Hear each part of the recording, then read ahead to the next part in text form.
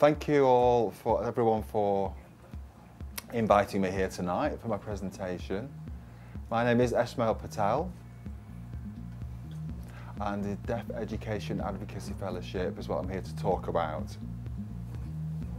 It's a really important part of diversity, and the BME community is a broad community, and we're welcoming deaf people into the BME community.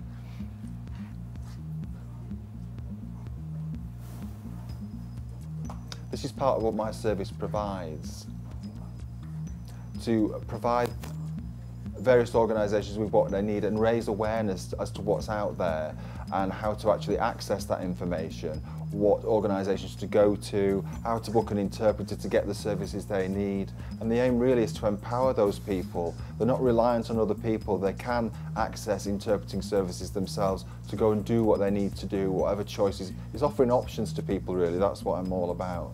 Offering more options for them to actually go out and access employment, training, whatever they need. See, a lot of hearing people carry on with their own business and there's no problem, they don't have barriers. Whereas deaf people do have these communication barriers, and when you've been faced with a few barriers, you knock back, your confidence goes. So what I'm trying to do is resolve these barriers and get people, deaf people from BME groups out there and involved in training and employment opportunities.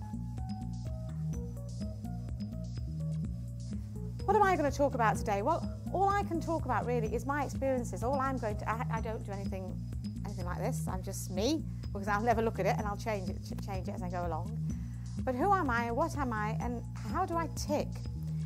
Well, first of all, I think an entrepreneur is a fighter in every way. You've got to be able to fight in every manner.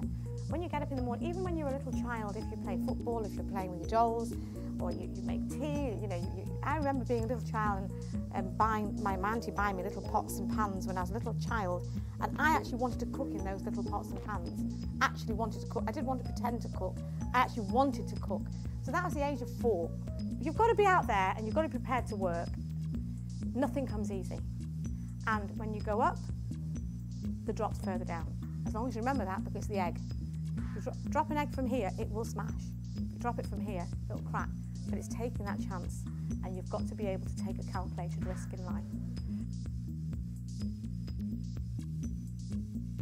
I'm looking for inspiration about how to set up the new business, because I think the earlier you set up the new business, the earlier you success. So now I'm still young. I would like to gain more experience, but maybe if I gain experience from someone else, maybe it's faster for me to start new business. Well, we're a new company based in Manchester, BME community, BME company. So it was just something that interested me with it, kind of involving the BME community. I thought it was something that would be useful, and maybe I could get connections and network opportunities from it.